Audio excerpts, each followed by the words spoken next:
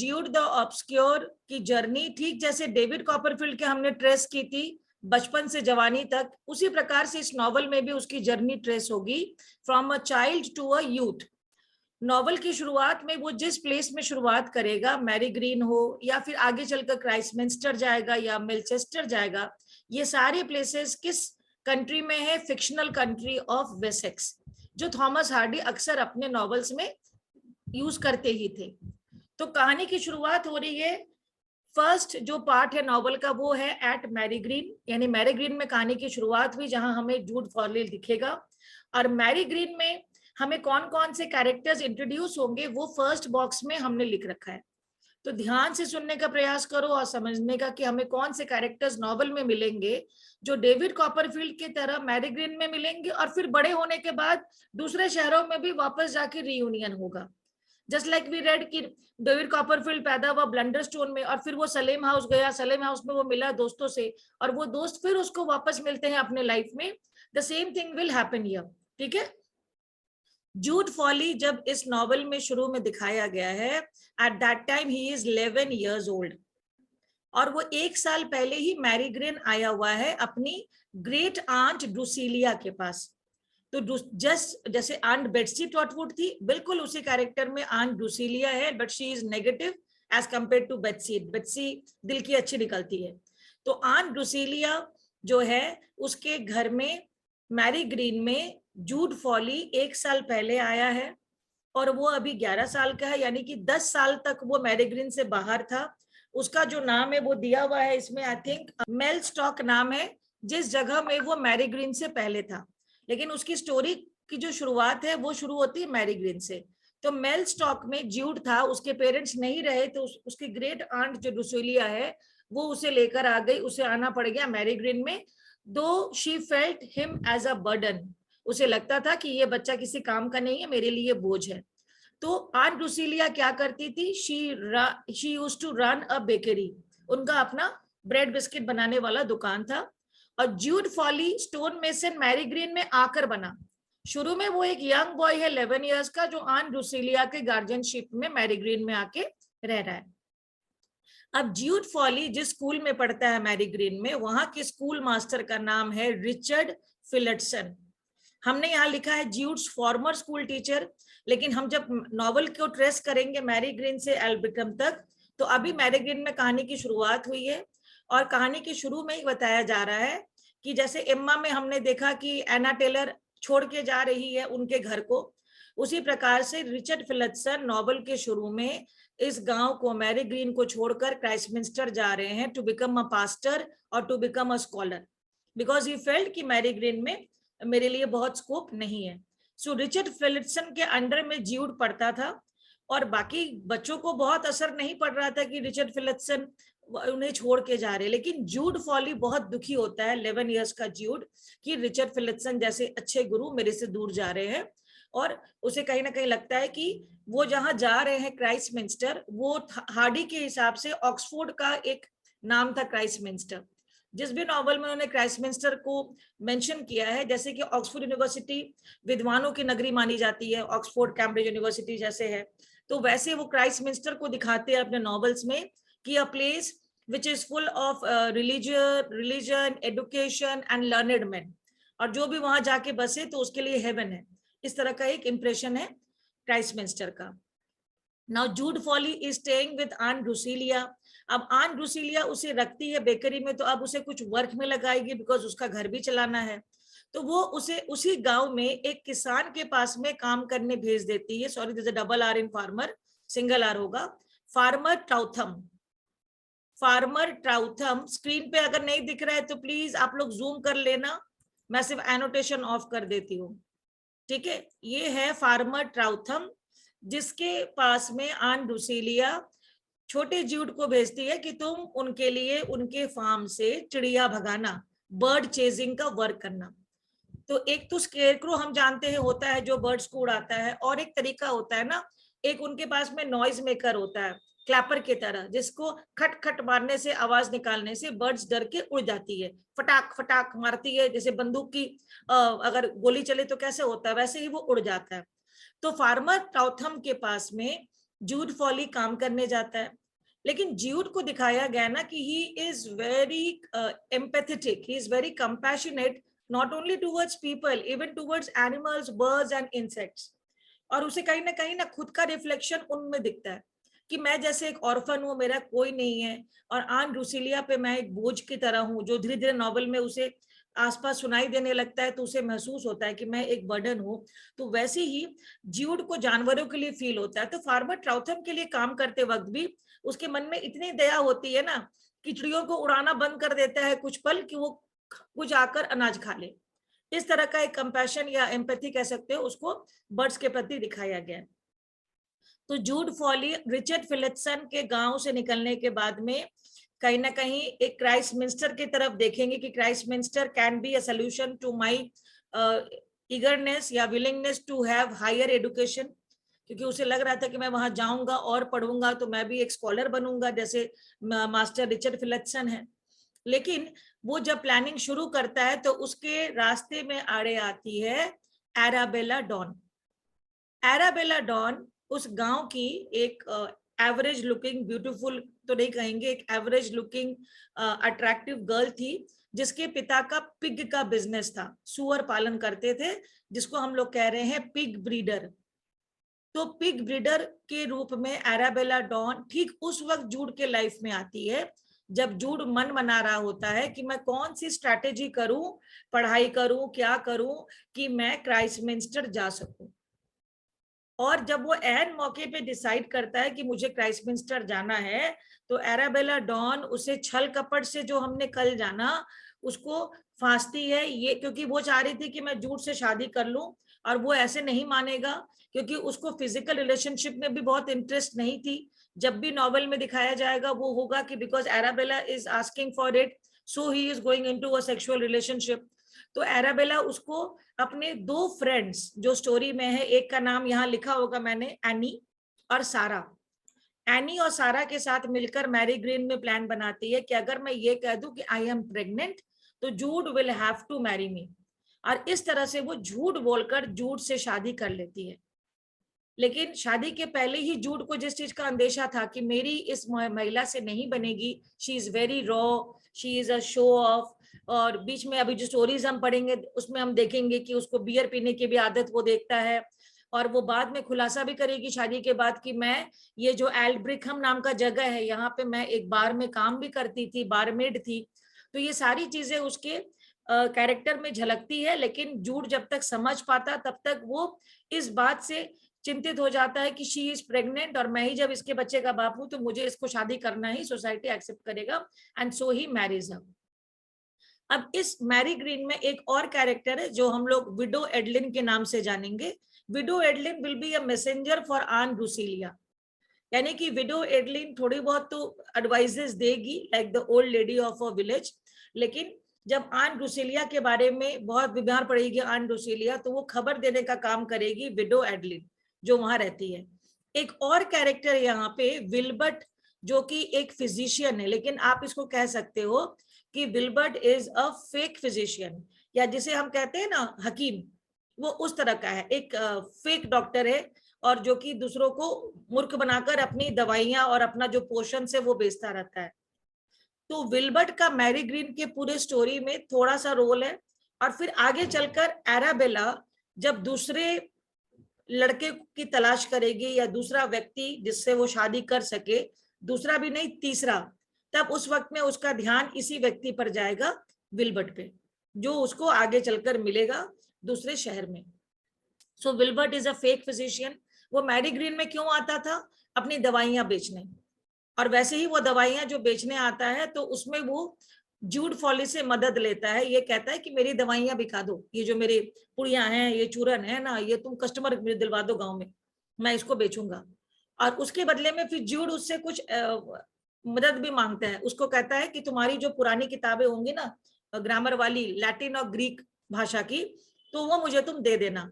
लेकिन वो बंदा उसको कहता तो है कि मैं आपको दूंगा, लेकिन वो सब अपना दवाइयां बिचवा भी लेता है और उसको वो किताबें लाकर नहीं देता है।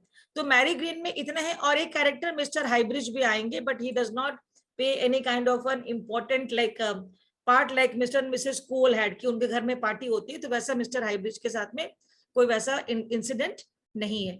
Jude Fawley was in awe of his schoolmaster Richard Phillotson. So when Richard Phillotson leaves the village of Mary Green, Jude Foley wants to go in the same path and pursue his dreams. उसे लगता था कि जिस तरह से मेरे master बहुत पढ़ते लिखते थे, मुझे भी पढ़ने में बहुत दिलचस्पी है, और वो उसी के चक्कर में लैटिन और ग्रीक ग्रामर भी सीखने का प्रयास करेगा, दो it will be a failure. तो उस प्रयास में वो जब क्राइस्टमिंस्टर जाकर पढ़ने की बात सोचेगा, तो उसे ये लगता था कि मैं वहां जाऊंगा तो I need to learn some work. अगर मैं अपना वहां पे जाकर पॉकेट मनी या मैं अपना फाइनेंसेस मैनेज ना करूं, so aunt Lucilia will not be giving me any kind of financial support, unlike aunt Betsey जो कॉपरफील्ड को पैसे देती थी. तो मैरी ग्रीन से अब हमने देखो एरो दिया है, जूड फॉली क्राइस्टमिंस्टर के लिए चल पड़ा, और उसके ब्रैकेट में अब जो स्टोन मेसन है ना, उस रूप में वो ट्रेनिंग लेगा, अप्रेंटिस बनेगा, and then he will go to Christminster, क्योंकि उसे वहां पे अपना भरण पोषण भी करना था, उसे वहां पे पढ़ाई भी करनी थी, और आगे का फ्यूचर भी अपना बनाना था. लेकिन इस बीच में मैंने क्या बताया कि जूड फॉली और एराबेला डॉन, इन दोनों की शादी होती है, तो वो एक बड़ा बाधा होता है. तुरंत तुरंत नहीं होता है, स्टोरी में दिखाया गया है कि 2 साल उसने मेहनत की कि मैं क्राइस्टमिंस्टर जाने के लिए मेहनत करूंगा, 3 साल, फिर 2 साल वो कोशिश किया एराबेला को हटाने का. तो इस तरह से काफी साल गुजरते हैं नॉवेल में. तो जूड फॉली एराबेला डॉन से शादी भी करता है, और शादी के बाद वो डंप भी करता है इसी एपिसोड में, मैरी ग्रीन के एपिसोड में, जहां की एराबेला उसको छोड़ के चल देती है, और फिर वो क्राइस्टमिंस्टर के लिए निकल आता है. अब क्राइस्टमिंस्टर वो आया है बेसिकली क्या सोचकर कि मेरी मुलाकात रिचर्ड फिलटसन से होगी, जो टीचर है मेरे वहां पे, और साथ ही साथ वो सीयू से भी मिलना चाहता था, क्योंकि उसको मालूम था कि मेरे फैमिली में जैसे मुझे बहुत पढ़ने की आदत है, बताया जाएगा नॉवल के चैप्टर समरी में कि उसको पढ़ने की बहुत आदत थी, और उसकी आंट बताती थी कि सीयू को भी वही आदत थी, वो बहुत ज्यादा पढ़ने में विश्वास रखती थी. अब मैरी ग्रीन से जब वो आ गया क्राइस्टमिंस्टर, तो वहां पे उसे उसकी कजन मिली जिसका नाम है सुजैन ब्राइडहेड और छोटा नाम है सीयू. वो जब उनसे मिलती है उस वक्त में वो एक वेयर हाउस में एज अ डिजाइनर काम कर रही होती है.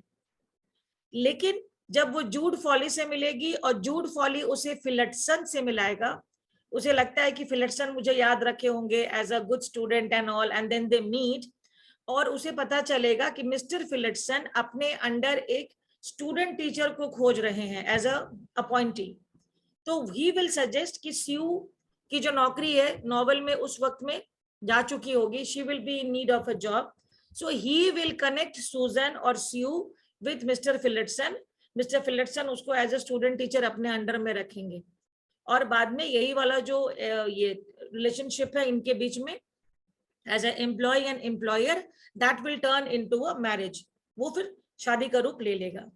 But the very day Jude and Sue met, या मिले भी नहीं थे, उस वक्त से ज्यूड को सीयू के लिए एक फीलिंग होती थी जो कि वो शेयर करने से घबराता था, और वो उसको रियलाइज करने से भी घबराता था. उसे लगता था कि this is not the right kind of a feeling, because whatever I have with Sue has to be something under the like constraint कि शी इज माई कजन, कि वो मुझे ध्यान में रखना होगा. तो वो प्लेटोनिक वर्ड का जो यूज है वो हम उसमें कर सकते हैं. तो सूजन जिस घर में रहती है वहां क्राइस्टमिंस्टर में, उस घर की लैंड लेडी का नाम है miss Fontover. A very slight role, Susan को घर से निकालने तक का सिर्फ रोल है उनका, घर से बाहर निकालेगी, एक बार एपिसोड होगा. और ज्यूड जब क्राइस्टमिंस्टर में आके रहता है, तो वो जिस इलाके में रहता है उसे पता चलता है बाद में कि उस इलाके का नाम है बियर शेबा. तो आप एक तरह से घर का लोकेशन आप कह लो, मोहल्ला, किस मोहल्ले में वो आके रहता है घर लेकर भाड़े पे, अपार्टमेंट पे, दैट इज बियर शेबा. और क्राइस्टमिंस्टर में जब स्टोरी आगे बढ़ेगी, वो अपनी वाइफ जो कि सपोजिटली ऑस्ट्रेलिया चली गई थी और वहां जाकर एक और व्यक्ति से वो इंगेज थी और शादी की थी कि नहीं ये खबर उस तक नहीं थी, उसे दोबारा क्राइस्टमिंस्टर में एराबेला मिलती है एक बार में काम करते हुए एज अ बारमेड. और फिर इसी क्राइस्टमिंस्टर में वो जब आगे अपना जर्नी कंटिन्यू करता है, फिर दूसरी बार अरेबेला उसके लाइफ से कुछ दिन के लिए गायब होती है, ये कहकर कि हम लंदन जा रहे हैं. Now she is going to London because she says कि मेरे जो हस्बैंड ऑस्ट्रेलिया वाले थे, उन्होंने शुरू में मुझसे शादी नहीं की थी, but now he is settled, और अब वो लंदन में कुछ बिजनेस खोल रहे हैं, तो वो मुझे वहां आने के लिए बोल रहे हैं. एंड अरेबेला के जो पेरेंट्स है वो भी उसके साथ में मैरी ग्रीन से ऑस्ट्रेलिया के लिए मूव हो जाते हैं. वो हमें नॉवल में पता चलेगा, बिकॉज हम जब लिटिल फादर टाइम के बारे में पढ़ेंगे तो हमें बताया जाएगा कि लिटिल फादर टाइम उसके नाना नानी के पास ही रहता था, और बाद में फिर उसको स्यू और जूड अपने पास रख लेते हैं. तो मैरी ग्रीन से कौन से कैरेक्टर्स क्राइस्टमिंस्टर में आए? जूड फॉली आया, आन रुसिलिया वह रह गई, रिचर्ड फिलिप्सन सबसे पहले आए, उसके पीछे पीछे जूड फॉली आया, एराबेला डॉन भी उसके बाद में इंट्रोड्यूस होती है किसी एक चैप्टर में, लेकिन सबको ये पता होता है कि वो मैरी ग्रीन से चली गई है, she has left for Australia. अब हम आ जाते हैं क्राइस्टमिंस्टर में. सुजैन ब्राइडहेड जब फिलिप्सन के नीचे काम करना चाहती थी, तो she has to take a teacher's training. So to take a teacher's training, we go to one more place which is very close to Christminster, and that is Melchester. अब कहानी आती है अपने तीसरे पड़ाव पे या थर्ड पार्ट पे, that is Melchester. So why does she go to Melchester? Because she joins a teachers training college, and this teachers training college has very strict rules कि क्या करना है, नहीं करना है, कितने बजे निकलना है, कितने बजे वापस आना है, all these things, जैसा कि बीएड करने के कॉन्वेंट में. हाँ बोलो अभिजीत. मैम एक तरह का बीएड करने के लिए. हाँ, दिल का दर्द जाने ना कोई, है ना. तो टीचर्स ट्रेनिंग कॉलेज में जब सीयू एडमिशन ले लेती है एंड शी गेट्स इंगेज्ड, लेकिन वो मिस्टर फिलिप्सन के साथ में जो समय बिताती है ना, तो मिस्टर फिलिप्सन का उसके प्रति एक झुकाव होता है. और बहुत अच्छी एक चीज इसमें नॉवल में बताई गई है कि जब दोनों मिलते हैं रूम में, तो उस वक्त में नियम था कि अगर कोई यंग लोग नौकरी में है, एम्प्लॉय एम्प्लॉयर में, टीचर में specially, because teaching was like looked upon as a very noble profession even in those days, तो वहां पे एक बूढ़े व्यक्ति को बैठाना होता था जितने देर में ट्यूटरिंग होती थी. माने एक कह सकते हो कि एक व्यक्ति जो सीसीटीवी बनकर इनके बीच में बैठा रहता था, ये देखने के लिए कि दोनों के बीच में कोई तरह का हरकत तो नहीं है. तो वो एक समरी में भी हम देखेंगे, चैप्टर के बीच में आएगा. तो मेलचेस्टर में टीचर्स ट्रेनिंग कॉलेज में सीयू जब रहती है, तो उस बीच में चूंकि जूड क्राइस्टमिंस्टर में ही रहता है, तो वो उससे मिलने आता जाता रहता है. और इसी एक क्रम में क्या होता है कि वो बहुत लेट से कॉलेज पहुंचती है, और कॉलेज पहुंचने के रात में जब देर से पहुंचती है, तो वहां की जो हेड है वो उसको पनिशमेंट के तौर पे रूम में बंद कर देती है. और इस गुस्से से क्या करती है, वो मेलचेस्टर से रात में ही भागती है कॉलेज के बाहर. अब जब वो मेलचेस्टर से भाग निकलती है, तो उसको कॉलेज एक्सपेल कर देता है. और सबको पहले तो लगता है कि वो पानी, कॉलेज के पीछे एक पानी का एक ये था, रिवर था, और सबको पहले ये लगता है कहीं वो पानी में छलांग लगा के मर तो नहीं गई है. But then the teacher comments कि नहीं, उसके पैर के जो निशान है वो दूसरे तट पे भी दिख रहा है. So that means this girl must have eloped with the so called cousin, जो वो बताती सबको कि ये कजन है, लेकिन नो वन बिलीव्ड कि जूड और स्यू कजन है. the kind of vibes they would give whenever they were in their presence. तो वो वहां से मेलचेस्टर से सोचती है कि अब मैं यहाँ रहूंगी तो यहाँ मेरी बदनामी हो रही है, तो I think I should go to another new place. तो मेलचेस्टर से अब वो कहाँ जाएगी कहानी में? सैस्टन, कुछ पल के लिए, नॉट लाइक फॉर एवर. सैस्टन में अपनी एक फ्रेंड की बहन के बहाने वो वहां जाके कुछ दिन रहेगी, टिल शी कैन अंडरस्टैंड कि मुझे क्या करना सही होगा. And what she does is वो सैस्टन जैसे ही जाती है, and she was already engaged to Mr. Phillotson. उन्होंने उनको रोक के रखी थी कि 2 साल मेरा बीएड ये जो है ये ट्रेनिंग ये हो जाएगा तो फिर मैं शादी करूंगी. लेकिन जब सब जगह बातें उठने लगती है और मिस्टर फिलिप्सन भी काफी डेस्परेट दिखते हैं उसे शादी करने के लिए, so he also comes here as a school master. जब वो सैस्टन आ जाती है तो मिस्टर फिलिप्सन भी एज अ स्कूल मास्टर सैस्टन आ जाते हैं. अब एक बार मैं इस पार्ट को पढ़ रही हूँ और यहाँ सैस्टन में आ रही हूँ, इस बीच में और किसी को डाउट रह गया है ये 3 ब्रिज के बीच में, तो let me know. Susan Bridhead, she was working as a designer in a warehouse, and later she becomes a student teacher under Phillotson. Miss Fontover Susan Bridehead की लैंडलेडी रहती है जब वो क्राइस्टमिंस्टर में होती है, फिर उसको भी घर से निकाला जाता है क्योंकि वो जो काम करती है वो उसके लैंडलेडी को समझ में आता नहीं है कि ऐसी मूर्तियां, नंगी नंगी मूर्तियां ये भगवानों की क्यों बनाती रहती है, वेनस अपोलो के बारे में बातें करती रहती है।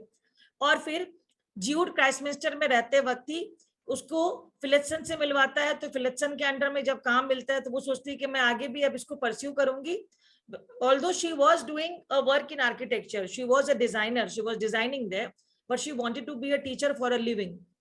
तो then she is admitted to Melchester Teachers Training College, लेकिन वो इतनी चंचल है कि उसका और कोई भी उसको बंदिश दे ये उसको पसंद नहीं है। वो तुरंत क्या करती है कि कॉलेज से भाग निकलती है, और भागने का नौबत ये होता है, वो डर के मारे शुरू में तो नहीं बताती है, ज्यूड को बाद में बताती है कि मुझे कॉलेज से एक्सपेल कर दिया गया है। And because she was engaged to mister Richard Phillotson, तो मिस्टर रिचर्ड फिलिप्सन भी फिर सैस्टन में ही आ जाते हैं ताकि आगे चलकर उनकी जो लाइफ स्टोरी है वो ये करें।